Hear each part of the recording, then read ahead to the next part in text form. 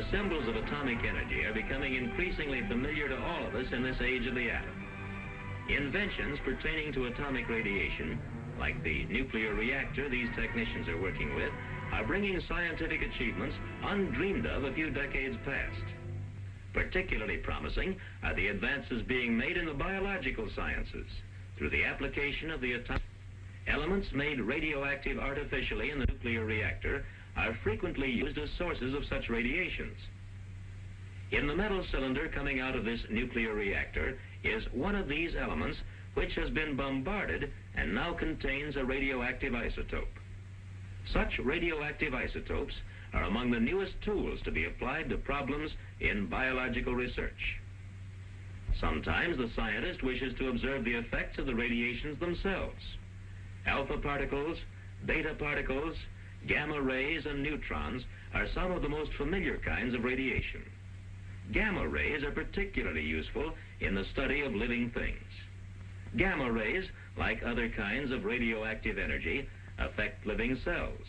If the effect is serious enough, the entire organism becomes ill and is stunted or dies, like the plants nearest the source of gamma rays emanating from radiocobalt located inside this pole. Most radiation experiments, like the one going on here, do not destroy the living thing being tested. For example, geneticists apply gamma rays to living cells to discover the effects of radiation on growth and heredity. In one kind of experiment, one-celled forms of life are used. Here, a one-celled form of life is reproducing by simple division. Some forms multiply by sexual reproduction. Does radiation affect the rate at which such cells reproduce? In a typical experiment, the geneticist seeks the answer. He transfers a culture solution into a radiation chamber. This culture solution provides a favorable medium in which paramecia, a kind of one-celled animals, live while being subjected to gamma rays. Next, the living paramecia are placed in the culture solution.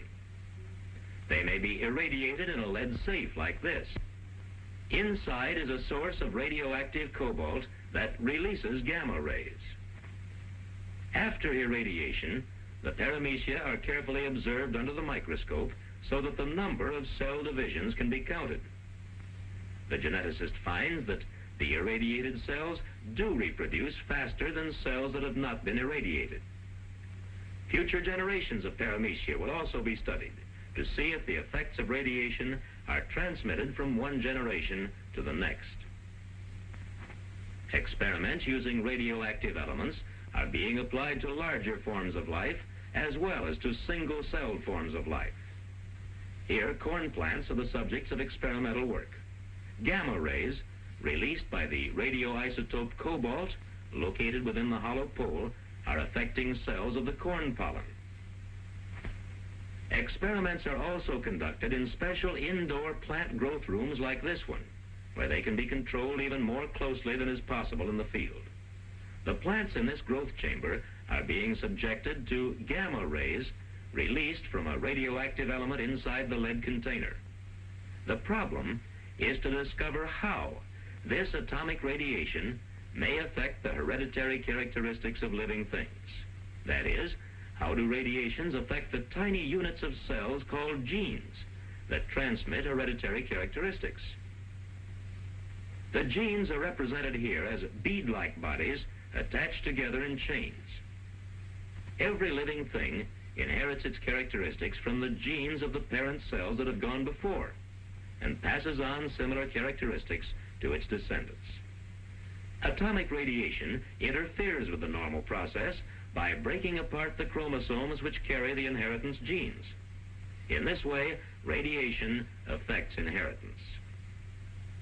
Chromosomes like these from corn are large enough to see under the microscope. Here, there are some detached fragments of chromosomes, particularly at the upper right, proving that the atomic bombardment they have undergone has caused some of them to break apart. The exact results of such changes on future generations can be discovered through growth experiments. The results may be beneficial. Already a strain of corn that is especially resistant to fungus disease has been produced through irradiation studies in which radiations have affected the parent plant cells.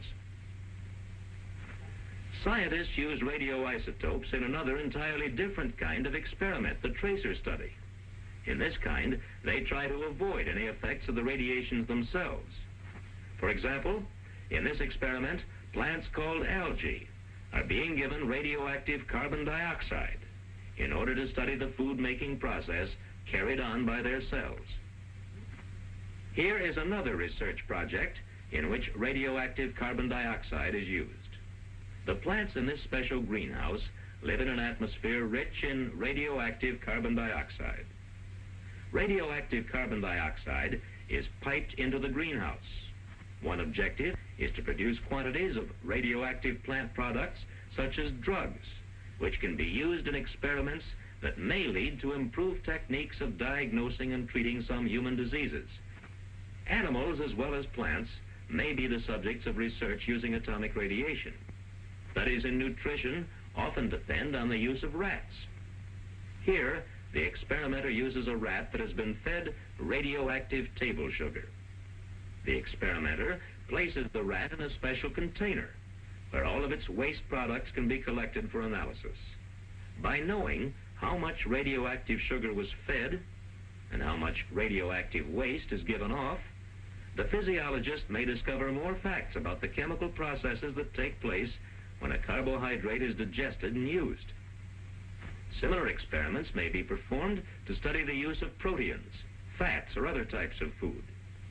The distribution of an element in an animal's body can also be tested using rats. In a typical experiment, blood is taken from a rat previously injected with radioactive iron.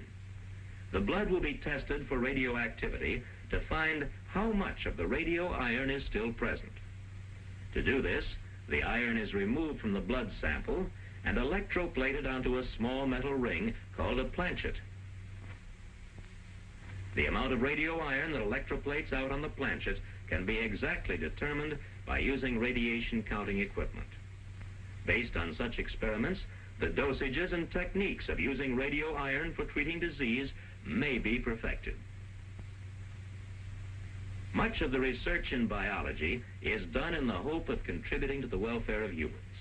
This is particularly true in the study of diseases like cancer. Learning to control a disease depends in part upon understanding the processes by which the disease develops.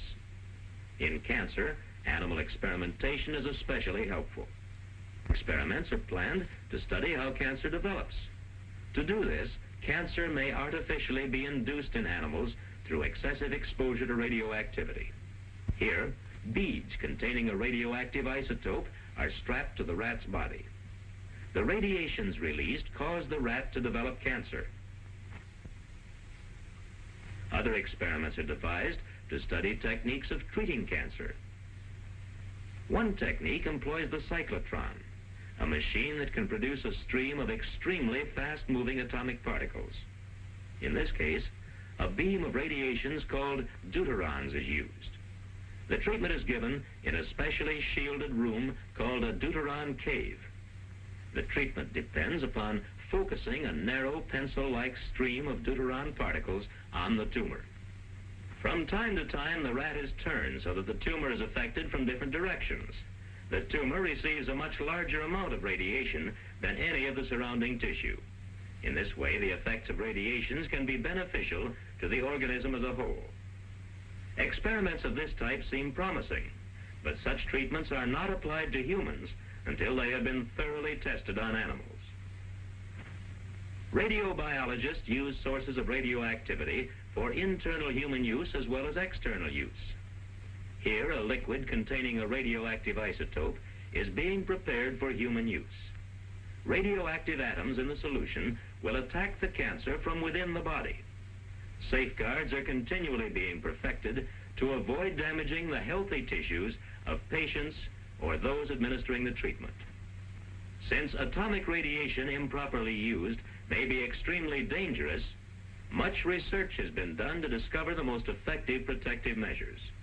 In league with physical scientists, biologists are learning how best to protect humans from dangerous amounts of radiation. Protective clothing, barriers made of radiation-resistant materials, remote control equipment, and medical tests are some of the measures developed through experimentation to guard against harmful exposure. From their raw material stage, through their use, to the ultimate disposal of any waste that remain, radioactive materials are handled according to techniques prescribed as the result of painstaking biological research. The future applications of atomic radiation can scarcely be imagined, but progress is being made and research is leading the way.